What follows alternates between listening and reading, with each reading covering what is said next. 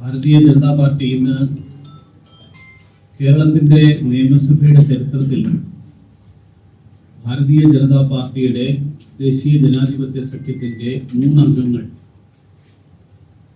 നിയമസഭാ അംഗങ്ങളായി സത്യപ്രതിജ്ഞ ചെയ്ത് ചുമതല ഏറ്റെടുത്തിരിക്കുകയാണ്.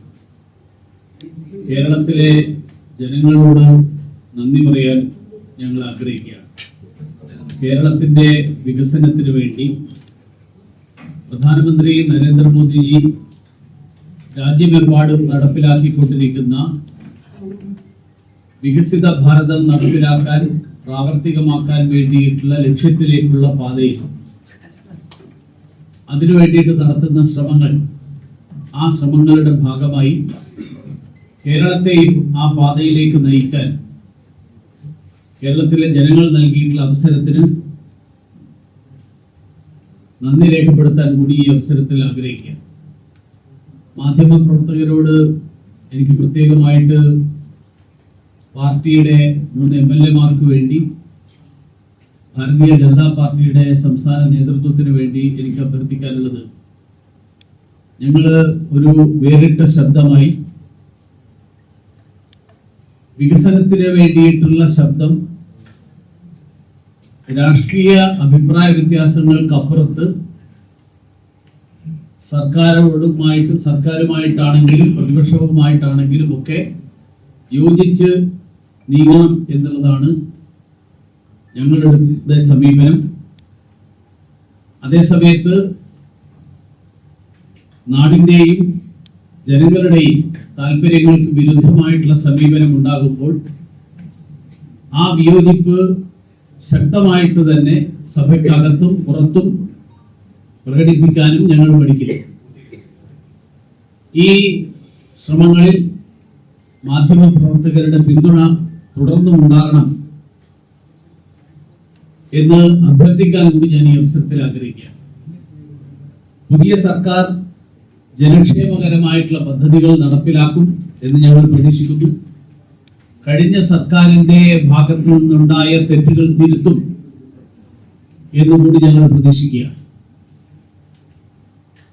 സഹകരിക്കേണ്ടതിടത്ത് സഹകരിക്കുകയും വിയോജിക്കേണ്ടിടത്ത് വിയോജിക്കുകയും, അത് വിട്ടുവീഴ്ചയില്ലാത്ത വിയോജിപ്പ് പ്രകടിപ്പിക്കുകയും ചെയ്യുക എന്നുള്ളതായിരിക്കും ഞങ്ങളുടെ നയം. പ്രധാനമന്ത്രി നരേന്ദ്രമോദിജി സൂചിപ്പിച്ചതുപോലെ സബ്കാ സാത്ത്, സബ്കാ വികാസ്, സബ്കാ വിശ്വാസ്, ഇതായിരിക്കും ഭാരതീയ ജനതാ പാർട്ടി സഭയ്ക്കകത്തും പുറത്തും എടുക്കുന്ന സമീപനം. എല്ലാ വിഭാഗം ജനങ്ങളെയും തുല്യരായിട്ട് കണക്കാക്കണം. ആരെങ്കിലും കൂടുതൽ തുല്യരായിട്ട് മാറുന്ന സാഹചര്യം, ആ സാഹചര്യം കേരളത്തിൽ ഉണ്ടാകരുത്. ഇപ്പൊ തന്നെ കേരളത്തിൽ കോൺഗ്രസ് നേതൃത്വം നൽകുന്ന സർക്കാരിന്റെ ഈ 2-3 ദിവസമായിട്ട്, പക്ഷേ ഈ 3 ദിവസത്തിനിടയിൽ ഉണ്ടായിട്ടുള്ള സംഭവ വികാസങ്ങൾ ആശങ്കയുണ്ടാക്കുന്നതാണ്. സത്യപ്രതിജ്ഞയ്ക്ക് ശേഷം ഏതാണ്ട് 3 ദിവസം എടുത്തു വകുപ്പ് വിഭജനം പൂർത്തിയാക്കാൻ. കേരളത്തിൽ മുൻകാലങ്ങളിലെ സർക്കാരുകളോ നരേന്ദ്രമോദി സർക്കാരിൽ മന്ത്രിയായിരിക്കാനുള്ള അവസരം ലഭിച്ചിട്ടുള്ള ഒരാളാണ് ഞാൻ. വൈകുന്നേരം സത്യപ്രതിജ്ഞ കഴിഞ്ഞ് അടുത്ത ദിവസം രാവിലെ വകുപ്പ് വിഭജനം പൂർത്തിയാക്കിയതായിരുന്നു നരേന്ദ്രമോദി സർക്കാരിന്റെ ശൈലി. ഇവിടെ സത്യപ്രതിജ്ഞ കഴിഞ്ഞ് 3 ദിവസം കഴിഞ്ഞപ്പോഴാണ് വകുപ്പ് വിഭജനം പൂർത്തിയാക്കിയത്.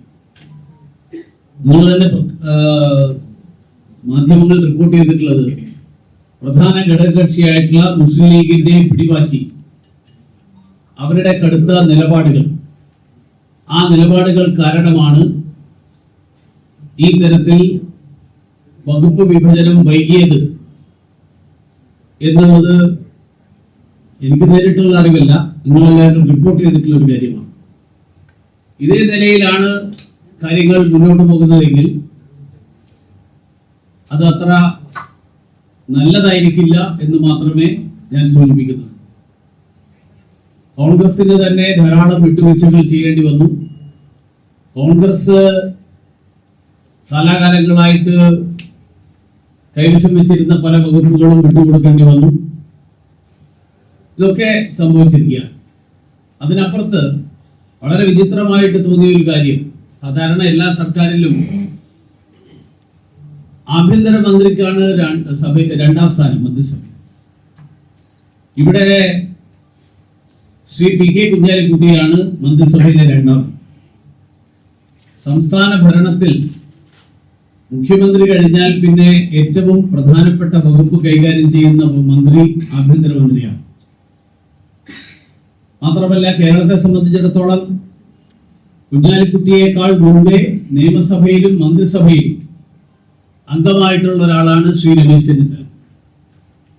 അങ്ങനെയുള്ള ഒരാളെ മൂന്നാം സ്ഥാനത്തേക്ക് തള്ളിയത് നൽകുന്ന സന്ദേശം അത് വളരെ ഗൗരവമുള്ള ഒരു സന്ദേശമാണ്.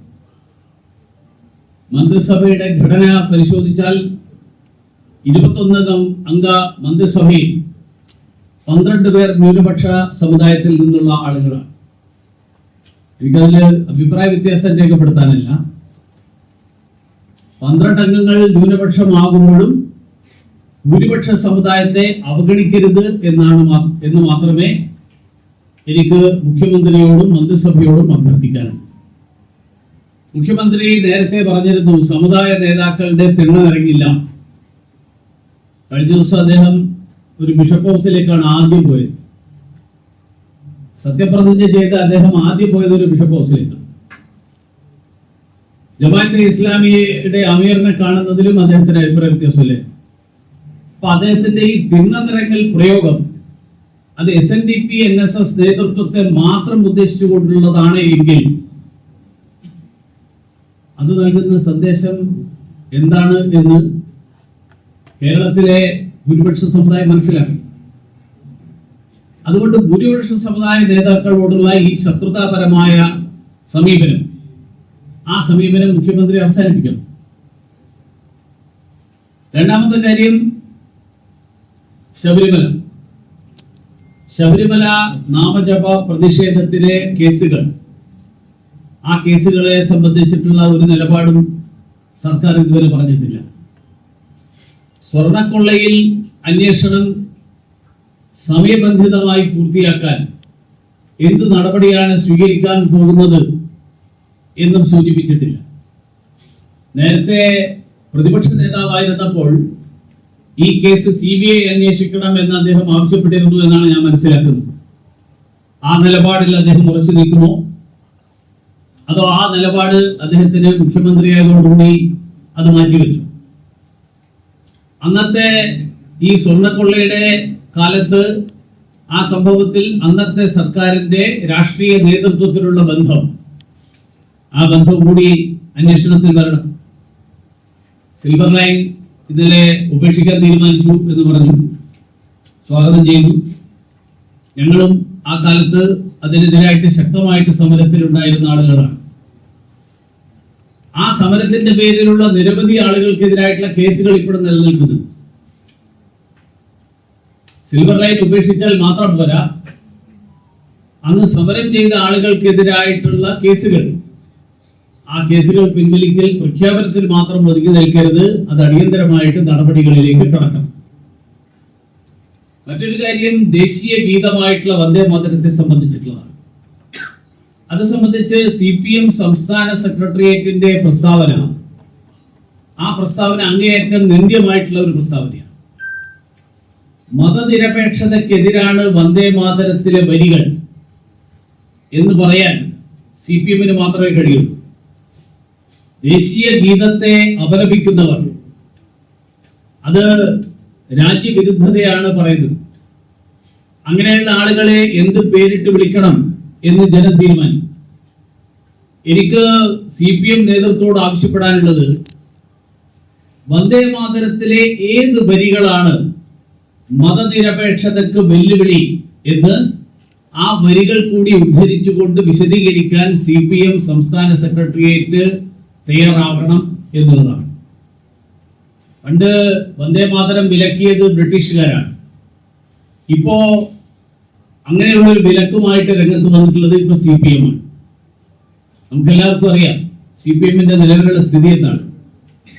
കമ്മ്യൂണിസ്റ്റ് പാർട്ടികൾ രാജ്യത്തിന്റെ ഭൂപടത്തിൽ നിന്ന് തന്നെ അപ്രത്യക്ഷമാകുന്നത് ആയത് ഈ തരത്തിലുള്ള നിലപാടുകൾ കൊണ്ടാണ് എന്ന് തിരിച്ചറിയുന്നത് അവർക്ക് തന്നെ നല്ലതാണ് എന്ന് മാത്രമേ എനിക്ക് സൂചിപ്പിക്കാൻ